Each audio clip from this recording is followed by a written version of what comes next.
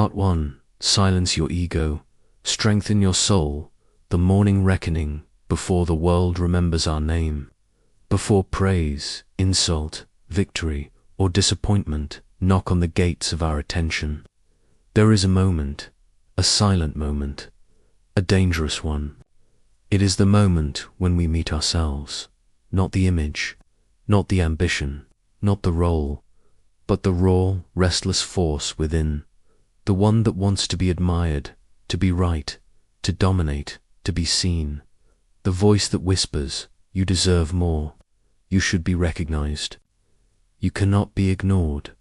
We rise each morning not to conquer the world, but to confront this voice, because we know what the Roman emperor once wrote to himself in the quiet hours before dawn. You have power over your mind, not outside events. Realize this, and you will find strength. Marcus Aurelius. And yet, the mind is rarely quiet. It demands validation. It feeds on comparison. It burns with invisible hunger. So, our first act of the day is not productivity. It is not ambition. It is not pursuit. It is restraint. Action, I. We refuse the crown of self-important suit. Begin by remembering something uncomfortable. We are not the center of the universe. The world does not wake for us. It does not bend for us, and it does not owe us understanding. The ego thrives on illusion. The illusion that our suffering is unique, our struggles exceptional, our importance undeniable. But the moment we accept this illusion, we become fragile. Every criticism becomes an attack. Every delay becomes injustice. Every success of another becomes a threat. This is why we remind ourselves of what the former slave-turned-teacher once said. It's not what happens to you, but how you react to it that matters. Epictetus, our ego, reacts. Our deeper self responds. Reaction is impulsive. Response is chosen. So, in the morning, before the day begins, we ask, will we react today, or will we respond? The difference is the difference between chaos and command. Action 2, we make peace with insignificance. There is a strange freedom in realizing how small we are.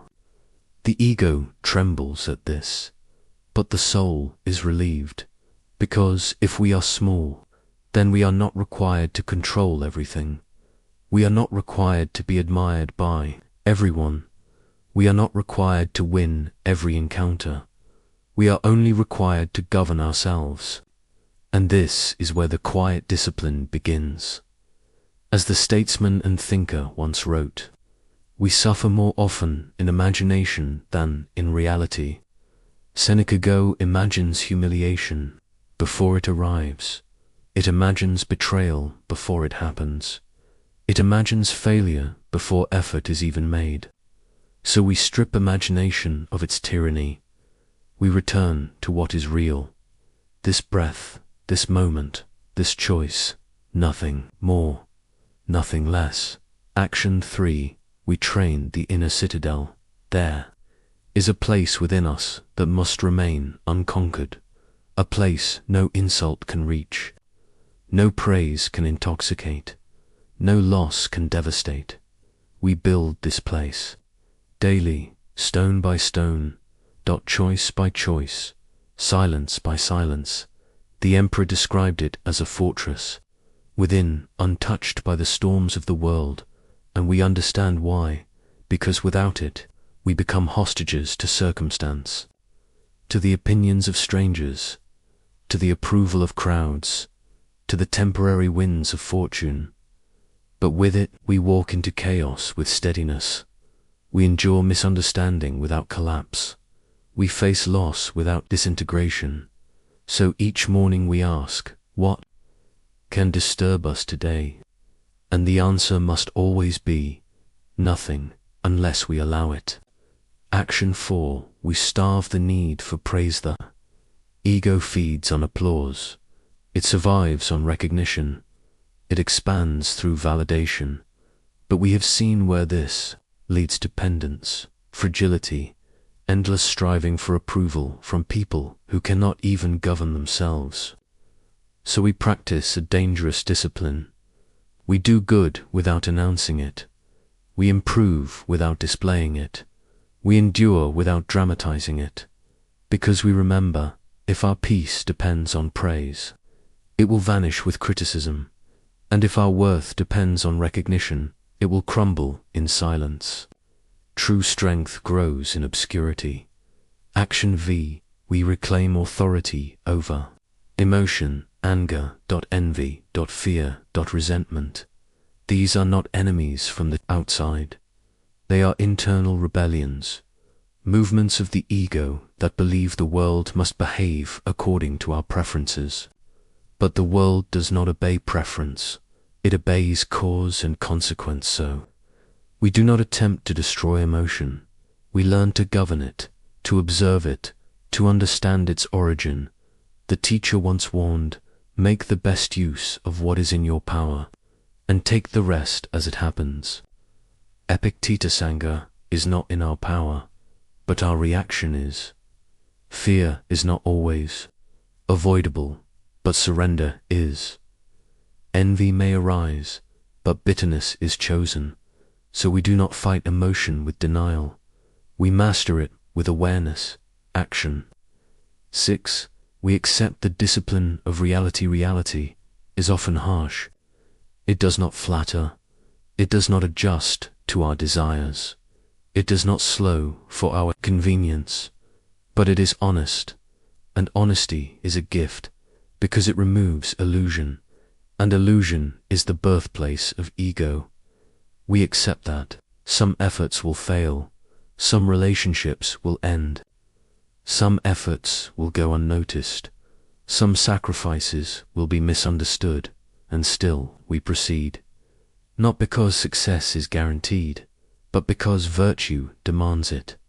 Action 7. We choose inner victory over outer triumph. The world measures victory in applause, wealth, status, dominance. But we have learned something different. A person may conquer cities and still be ruled by anger. They may command armies and still be enslaved by pride. They may be admired by millions and still fear silence. But one who governs themselves needs no audience, needs no validation, needs no noise, because their triumph is internal, and internal victories cannot be taken. The red thread: each morning we repeat this quiet ritual. We diminish the ego, so the soul may expand. We release the need to be seen, so we may see clearly. We silence the demand for recognition, so we may recognize truth. We surrender the illusion of control, so we may master what is ours. And slowly, day by day, conflict by conflict, temptation by temptation, we become less reactive, less fragile, less dependent, and more steady, more resilient, more free. The second awakening: if the first battle is fought at dawn, the second is fought in memory, because, as the day unfolds, we are no longer facing silence, we are facing friction. Someone questions us, someone dismisses us, someone moves ahead of us, someone forgets us, and in these moments, the ego returns with urgency, not as a whisper this time, but as a demand: defend yourself, prove yourself, correct them, show them who you are. This is where most fall, not in catastrophe, but in irritation, not in tragedy, but in wounded pride. And yet we remember what was written in private, reflections meant only for the writer himself. The best revenge is not to be like your enemy. Marcus Aurelius. So we do not descend, we do not mirror, we do not perform outrage to protect identity, because we are not protecting identity anymore. We are protecting integrity. Action 8. We refuse the addiction to being right. The ego would rather be right than be at peace. It prefers victory over understanding, dominance over truth, so it argues, interrupts, defends excessively, but we ask ourselves, what is gained by being right? Does correctness calm the mind? Does superiority strengthen character? Or does it simply inflate the very force we seek to quiet? The philosopher-statesman warned us that anger often disguises wounded pride, and pride, left unchecked, becomes a tyrant. So when challenged, we practice restraint, not because we are weak, but because we are disciplined. We listen longer, we speak less, and sometimes we walk away with the quiet knowledge that peace is more valuable than triumph. Action X. We accept misunderstanding. Few things disturb the ego more than being misunderstood, to be judged incorrectly, be seen through a distorted lens, to be reduced, mischaracterized, ignored, and yet this is unavoidable. Even the most thoughtful voice in antiquity knew this well. If someone succeeds in provoking you, realize that your mind is complicit in the provocation. Epictetus, the insult does not wound alone. Our agreement with it wounds us so.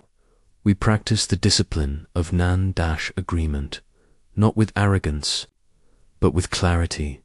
We do not internalize every perception. We do not carry every opinion.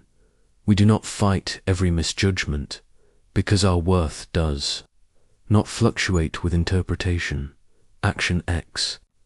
We turn setbacks into refinement. The ego resents resistance. The soul uses it. Every delay, every obstacle, every rejection becomes material, a shaping force, sharpening stone. The emperor reminded himself constantly that difficulty was not interruption, it was instruction. And so, when plans fracture, when outcomes disappoint, when effort meets resistance, we do not collapse, we refine, we ask, what is this moment demanding of us? Patience, humility, adaptation, endurance, because every challenge strips away illusion, and what remains is stronger. Action, we practice. Emotional economy. The ego spends energy recklessly on grudges, on envy, on imagined conflicts, on comparisons that lead nowhere, but we become careful investors of attention. We do not waste outrage. We do not indulge resentment. We do not replay insults because each moment spent feeding these impulses is a moment surrendered, and we remember, he who suffers before it is necessary, suffers more than necessary. Seneca. So we conserve strength, not through withdrawal, but through selectivity. Not everything deserves reaction. Not everything deserves concern, and most things deserve silence. Action 12. We redefine power. Power is often mistaken for influence, control, visibility, victory, but we learn to measure it differently. Can we remain calm when provoked? Can we remain humble when praised? Can we remain steady when ignored? This is power, invisible, unfacet, unnoticed by the crowd, but undeniable to the self, because the one who mans their internal world is never conquered by the external one. Action 13. We reject the urge to perform.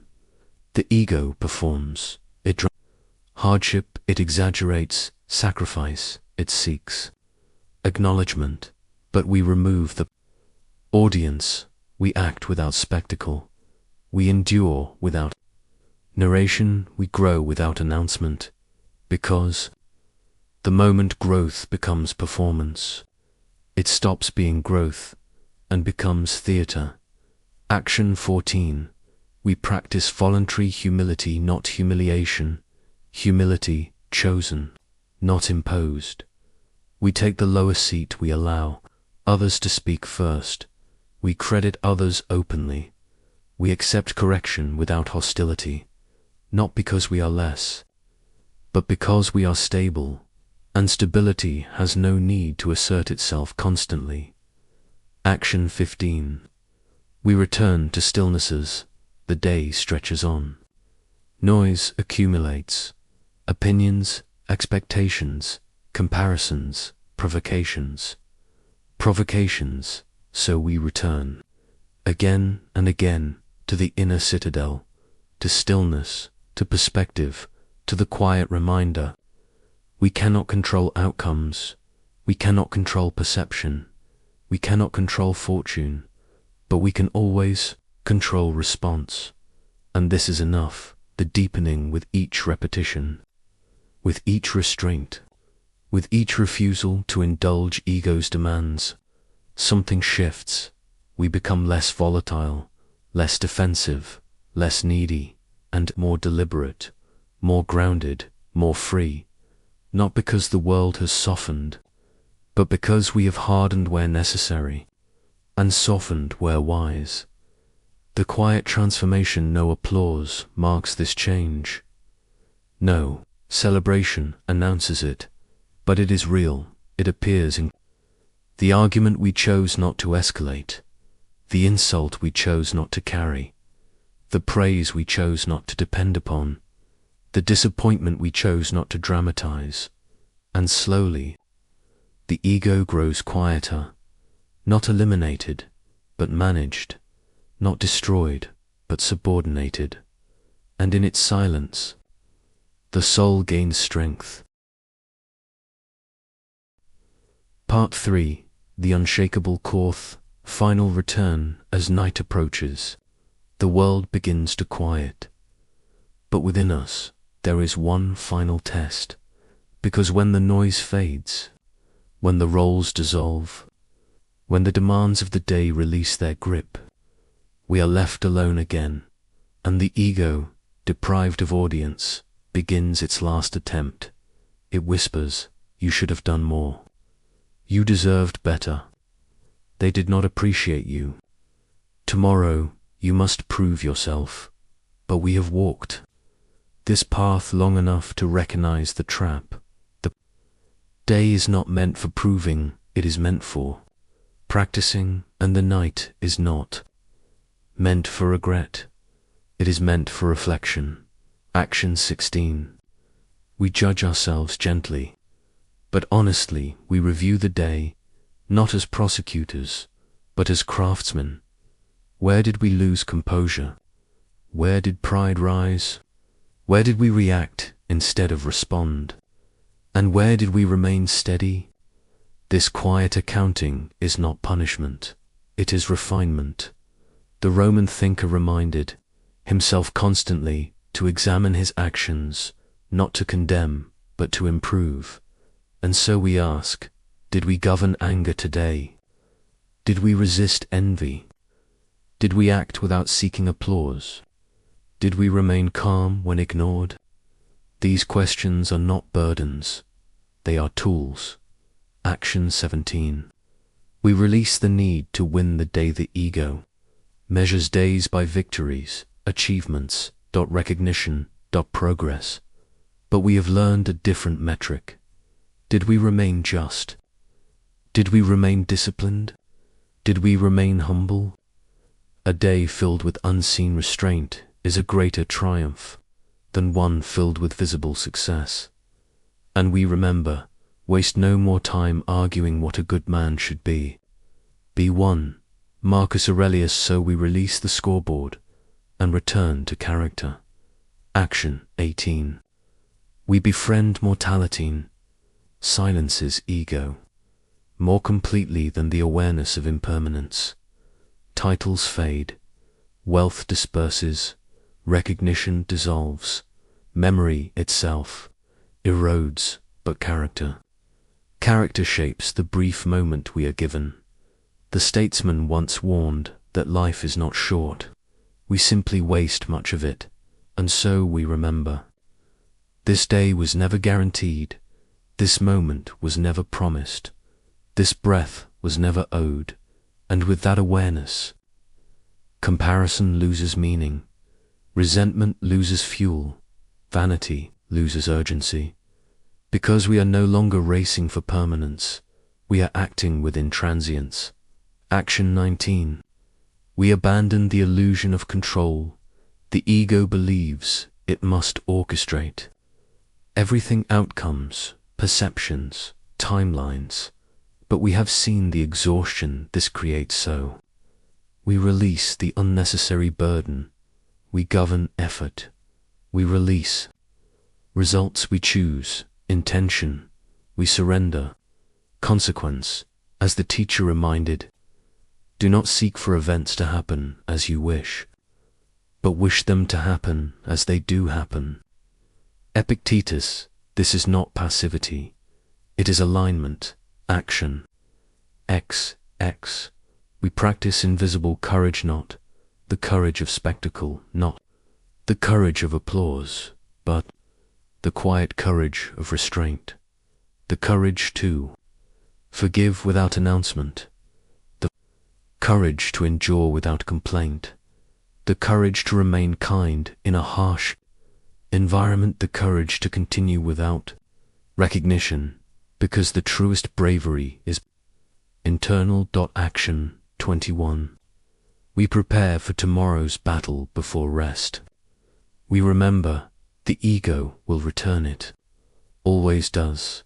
In success, in failure, in praise, in rejection. But now we are prepared. Because we have practiced, we have built awareness that we have strengthened the inner citadel, and tomorrow we will rise again, not to conquer the world, but to govern ourselves. The unbroken thread from morning restraint to midday endurance to evening reflection. A pattern forms, a discipline emerges. We begin to understand. The ego seeks noise, the soul seeks stillness. The ego seeks recognition, the soul seeks truth. The ego seeks dominance, the soul seeks mastery. And mastery is never loud, never dramatic, never performed. It is lived quietly, repeated daily, forged slowly. The transformation over time. We notice something extraordinary. Provocation loses its sting. Praise loses its intoxication. Failure loses its terror. Success loses its vanity. And in their place, there is steadiness, clarity, freedom. Not freedom from difficulty, but freedom from unnecessary suffering, because we are no longer ruled by impulse. We are guided by principle, the final understandings. The ego is not an act of destruction. It is an act of ordering. It is placing impulse beneath reason, pride beneath purpose, emotion beneath judgment. And when this order is established, strength emerges, not the strength of dominance, but the strength of composure, not the strength of control, but the strength of acceptance, not the strength of display, but the strength of endurance. The closing reflection. So each day we walk this path together. We wake and diminish the ego. We act and resist its demands. We reflect and refine its influence. And in doing so, we do not become louder. We become deeper. We do not become harsher. We become steadier. We do not become invulnerable. We become resilient, and slowly, quietly, unnoticed by the world, the soul grows strong.